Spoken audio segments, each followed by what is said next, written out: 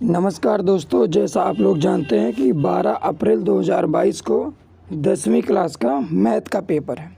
तो हम देखेंगे मैथ्स में जो कुछ प्रश्न हैं, जिस टाइप के प्रश्न परीक्षाओं में अक्सर कई बार आए हुए हैं और अक्सर आते हैं, तो उन टाइप के हम कुछ प्रश्नों को देखेंगे। तो वीडियो को ध्यान से देखिएगा और इस प्रश्नों को एक बार अच्छे से समझने का कोशिश ज़रूर करिएगा। ओके दोस्तों, तो इस वीडियो को शुरू करते हैं। प्रश्न है, के का मान ज्ञात कीजिए यदि द्विघात समीकरण के एक्स ब्रैकेट में x - 2 + 6 = 0 के मूल समान है। इस प्रकार का प्रश्न कई बार पेपर में आ चुका है कि द्विघात समीकरण के मूल बराबर है या द्विघात समीकरण के मूल समान है, तो के का मान ज्ञात कीजिए। कभी कभी कोई अचर सी करके देगा, पूछेगा उस सी का मान ज्ञात कीजिए।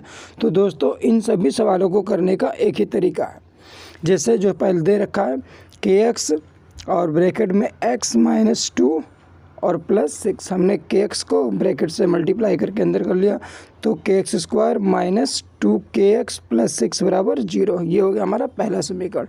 फिर हम इस समीकरण को जो मानक द्विघात समीकरण होता है, क्या होता है, ax² + bx + c = 0, उससे तुलना कर ली। तो a की वैल्यू आ गई k, b की वैल्यू -2k और c की वैल्यू 6। चूँकि मूल समान है, तो जब मूल समान होता है तो d = 0। d को हम क्या कहते हैं दोस्तों, विविक्त कर। तो b² - 4ac = 0। b की वैल्यू रख दी हमने -2k, -4, a की वैल्यू k और c की वैल्यू 6। जब -2k का स्क्वायर किया तो 4k स्क्वायर और इन सबको मल्टीप्लाई किया तो -24k। हमने 4k दोनों में से कॉमन ले लिया, तो क्या बना 4k और ब्रैकेट में k - 6। अब अगर दो चीज़ें मल्टीप्लाई में 0 होती हैं तो दोनों अलग अलग 0 होना चाहिए। तो अगर 4k 0 है तो k की वैल्यू 0 आएगी, जो कि संभव नहीं है। अगर k 0 हो जाएगा तो हमारा समीकरण द्विघात समीकरण नहीं रह जाएगा, इसलिए k का मान 0 नहीं होगा। दूसरा, यदि k - 6 को 0 कर दें तो k की वैल्यू 6 आता है। तो यानी k = 6, ये सवाल का सही जवाब है।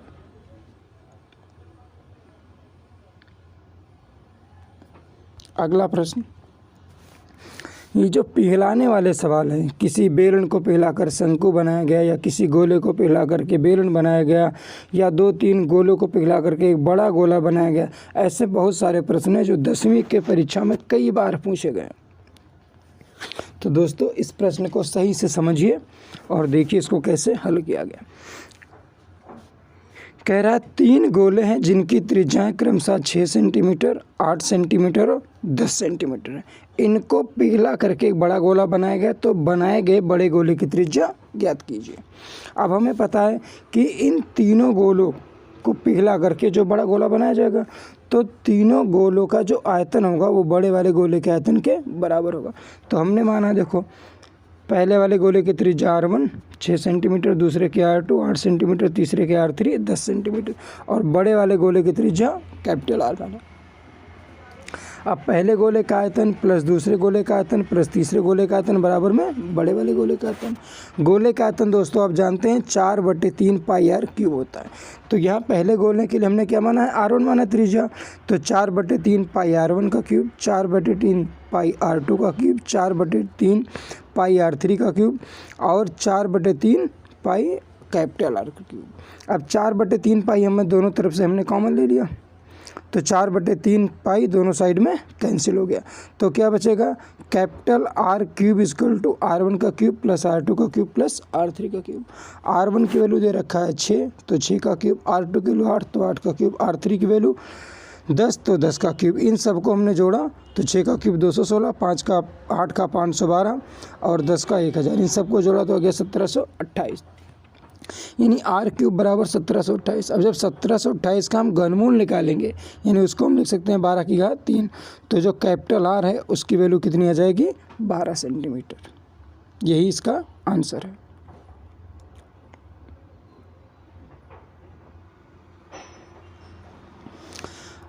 और इस तरीके के जो प्रश्न हैं ये भी कई बार आए हुए हैं, बहुत इंपॉर्टेंट प्रश्न है दोस्तों, इन सबको बहुत अच्छे से देखिएगा। बताइए कि 3/2 की पावर 2 गुणे 5 की पावर 4 शांत है कि अशांत है। यदि शांत है तो दशमलव के कितने अंक के बाद ये शांत हो जाएगा। तो सबसे पहले दोस्तों आपको इसका नियम पता होगा कि किसी भी भिन्न को यदि शांत या अशांत बताना है तो जो उसका हर होता है, हर में 2 की घात या 5 की घात या 2 और 5 दोनों में से की घात होनी चाहिए, तो वह शांत होता, नहीं तो शांत नहीं होता। तो इसमें देखिए 3/2 की पावर 2 गुणे 5 की पावर 4 में हर में 2 और 5 की घात के रूप में है, अतः ये शांत है। अब ये पूछा कि कितने अंक के बाद शांत होगा, तो 2 और 5 जो भी संख्या है इसमें से सबसे बड़ी घात जिसकी होगी उतने अंक के बाद ये शांत हो जाएगा। तो इसमें देखिए 5 की घात 4 है जो सबसे बड़ा है, अतः ये वाला जो सवाल है वो 0.4 अंक के बाद शांत हो जाएगा। दोस्तों ऐसा प्रश्न भी कई बार है, इसको भी ध्यान से देखिएगा।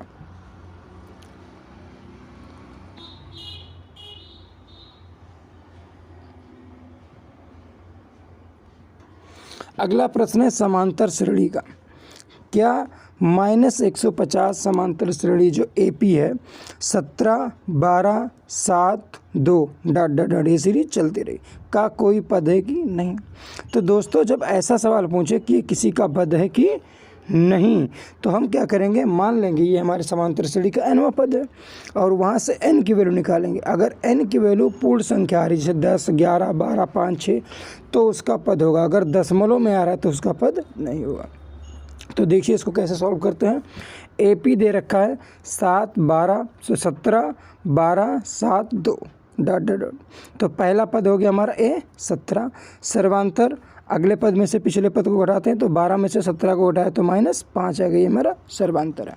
अब मान लिया कि 150 जो है वो इस AP का nवां पद है, तो an क्या होता है, an = a + n-1 into d। अब n के जगह पे हमने -150 रख दिया, a के जगह पे 17, n-1 और d के जगह पे -5।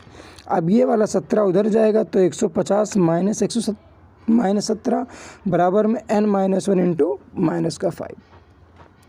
तो -150 और -17 हो जाएगा -167 और बराबर में -5 और ब्रैकेट में n-1। माइनस से माइनस कैंसिल हो जाएगा तो n-1 किसके बराबर हो जाएगा, 167/5। जब इसको हम भाग करेंगे तो आएगा 33.4। फिर n की वैल्यू निकालेंगे तो यहाँ पे -1 है, उधर जाएगा तो प्लस होना जाएगा, तो 33.1 + 4 + 1 बराबर 34.4 आएगा। दोस्तों ये गलती से 33.4 लिख गया है, ये 34.4 आएगा, जहाँ की n एक पूर्ण संख्या नहीं क्योंकि n की वैल्यू दशमलव में है, अतः -150 इस AP का कोई पद नहीं है।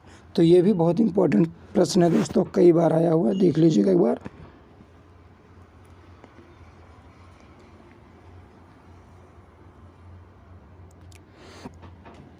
अगला प्रश्न है वृत्त से संबंधित। कई बार ये प्रश्न पूछा गया कि चित्र में AB जो है वृत्त की जीवा है जिसकी लंबाई आपको ज्ञात करनी है। यदि वृत्त की त्रिज्या 5 सेंटीमीटर है और OM यानी जो वृत्त के केंद्र से जीवा पर डाला गया लंब है उसकी लंबाई 3 सेंटीमीटर है, तो जीवा AB की लंबाई ज्ञात करना। अब आप चित्र से देखिए, OA बराबर 5 सेंटीमीटर, OM बराबर 3 सेंटीमीटर, AB की वैल्यू हमें ज्ञात करनी है। अब चित्र में देखिए OMA एक समकोण त्रिभुज है, तो समकोण त्रिभुज में पाइथागोरस प्रमेय से क्या हो जाएगा, कर्ण का स्क्वायर ये वाला बराबर में लंब का स्क्वायर प्लस आधार का स्क्वायर। तो कर्ण कितना है OA का स्क्वायर, लंब कितना है OM का स्क्वायर, आधार कितना है AM का स्क्वायर। OA की वैल्यू दे रखी 5 तो 5 का स्क्वायर, OM की वैल्यू 3 तो 3 का स्क्वायर, AM के जगह पे AM का स्क्वायर। 5 का स्क्वायर दोस्तों कितना होता है 25, 3 का स्क्वायर 9 और AM स्क्वायर। अब 25 से इधर 9 उधर जाएगा तो 25 में से 9 घट जाएगा तो आ जाएगा 16, तो AM स्क्वायर बराबर 16। तो AM की वैल्यू कितनी आ जाएगी, 16 का वर्गमूल यानी 4। अब हमें पता है कि जो AB है वो AM का 2 गुना है, क्योंकि किसी भी वृत्त में अगर केंद्र से जीवा पर लंब डाला जाता है तो वो जीवा को समद्विभाजित करता है। तो यहाँ से AB की वैल्यू 2M, AM की वैल्यू 4 है, तो AB की वैल्यू कितना हो जाएगी 2 × 4 यानी 8। ये हमारा आंसर हो जाएगा। दोस्तों ऐसा प्रश्न भी कई बार परीक्षाओं में पूछा गया। जो भी प्रश्न मैं आपको यहाँ पे बता रहा हूँ सारे प्रश्न मोस्ट इम्पॉर्टेंट और कई बार आए हैं दोस्तों। हो सकता है संख्या इनकी जरूर बदली हो पर तरीका बिल्कुल नहीं बदलेगा। अगला प्रश्न देखते हैं।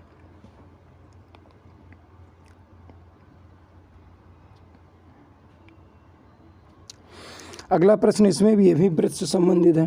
कह रहा चित्र में OAB की वैल्यू दे रखी है 30 डिग्री, तो पूछ रहा है ACB का मान, यानी इसका मान कितना होगा। तो एक बार दोस्तों इस चित्र को हम थोड़ा सही से बना देते हैं।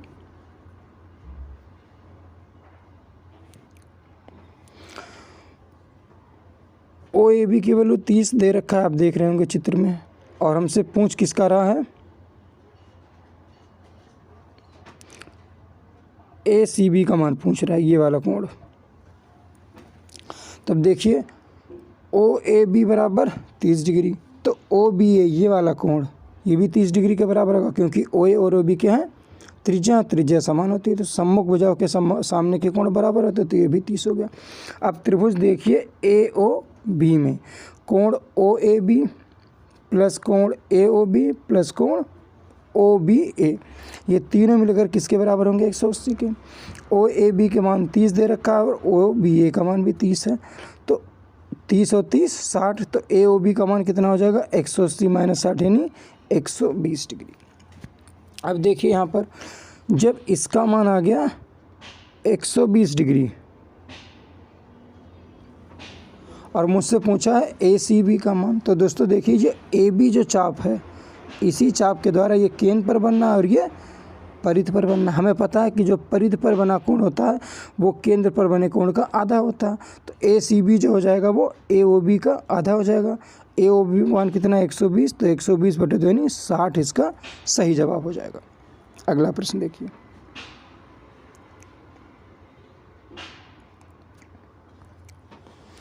ये भी देखिए दोस्तों, ये भी प्रश्न कई बार आया हुआ है कि किसी को पिघलाकर कोई बनाया गया है, बेलन को पिघलाकर शंकु या शंकु को पिघला करके बेलन, ये पिघलाने वाले सवाल कई बार परीक्षाओं में आए हैं और अक्सर आते हैं। कह रहा है शंकु की त्रिज्या 4 सेंटीमीटर है, ऊंचाई 18 सेंटीमीटर है, इसको पिघला करके एक बेलन बनाया जाता है, बेलन की त्रिज्या 2 सेंटीमीटर है, तो बेलन की ऊंचाई ज्ञात कीजिए। अब हमें पता है कि किसी भी चीज़ को अगर पिघला करके कोई भी चीज़ बनाया जाएगा तो दोनों का आयतन बराबर होगा। तो यहाँ पे देखिए बेलन का आयतन शंकु का आयतन के बराबर होगा। बेलन का आयतन क्या होता है, πr²h। दोस्तों हमने यहाँ पे बेलन की त्रिज्या r1 और ऊंचाई h1 माना, शंकु की त्रिज्या r2 और ऊंचाई h2 माना है, तो πr1² h1 बराबर में πr2² h2। पाई हमने दोनों साइड में कैंसिल कर दिया। अब देखिए दोस्तों यहाँ पे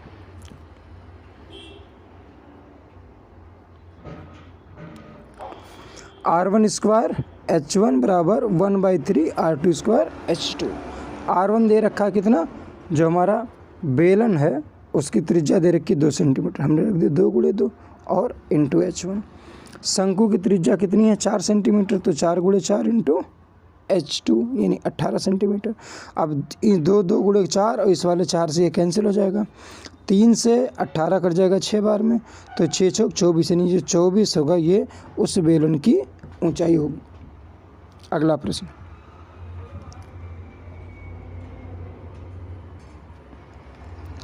अगला प्रश्न है दोस्तों प्रायिकता का, प्रोबेबिलिटी का क्वेश्चन। ये भी कई बार आया हुआ है पेपर में, ऐसे प्रश्न कई बार आते हैं। तो देखिए इसमें दे रखा है कि एक ताश की जो गड्डी है उसमें से एक पत्ता यदृच्छा रैंडम निकाला जाता है, तो प्रायिकता ज्ञात कीजिए कि वह बादशाह हो, वह फेस कार्ड हो, 3 का गुणज हो या फूल का इक्का हो। तो दोस्तों आपको पता है कि ताश के कुल पत्ते कितने होते हैं, ताश में 52 होते हैं, बादशाह 4 होता है, फेस कार्ड है जिस पे कोई चेहरा बना हो। आप देखते होंगे कि जो इसमें क्वीन होता है, किंग होता है और गुलाम होता है, तो इन सब के में फेस बना होता है, तो कुल फेस कार्ड 12 होते हैं। और 3 का गुणज तो आप जानते हैं कि 2 से लेकर के 10 तक की संख्या होती है, तो उसमें 3 का गुणज कितना होगा, 3 होगा, 6 होगा और 9 होगा, यानी 1 के 3 होंगे। तो ऐसे कुल 4 तरीके के पत्ते होते हैं, आपको पता होगा, फूल, चिड़ी, पान, ऐसे करके, तो कुल 12 पत्ते हो जाएंगे 3 के गुणज। और इक्का पूछा है तो फूल का इक्का 1 ही होता है। तो अब यहाँ पर देखिए पहला पूछा है कि वह बादशाह हो, तो कुल बादशाह कितने होंगे, 4, टोटल पत्ते कितने हैं 52, 4/52 यानी 1/13। दूसरा कह रहा है फेस कार्ड हो, हमने भी बताया कि फेस कार्ड कुल कितने होते हैं 12 और कुल पत्ते कितने हैं 52, तो 12/52, 4 से हमने इसको कैंसिल कर दिया तो 3/13 इसका आंसर आ गया। अगला है 3 का गुणज हो, तो इसमें भी हमने बताया था कुल 3 के गुणज कितने आए थे 12, तो 12/52 कैंसिल होकर के 3/13 आ गया। चौथा कह रहा है कि फूल का इक्का हो, हमने बताया कि फूल का इक्का हो, चिड़ी का इक्का हो, हुकुम का इक्का हो, सब एक ही इक्के होते हैं, तो 1 और टोटल पत्ते कितने 52, तो 1/52 इसका आंसर है। दोस्तों ये प्रश्न काफ़ी बहुत ही महत्वपूर्ण है जो बोर्ड परीक्षाओं में अक्सर पूछे जाते हैं और उनके पूछे जाने की संभावना 100% है। तो दोस्तों इस वीडियो को देखिए, इन प्रश्नों को हल कीजिए और अच्छे से पेपर दीजिए। हमारे चैनल को सब्सक्राइब करें और वीडियो अच्छा लगा हो तो लाइक, कमेंट और शेयर करें। बहुत बहुत धन्यवाद।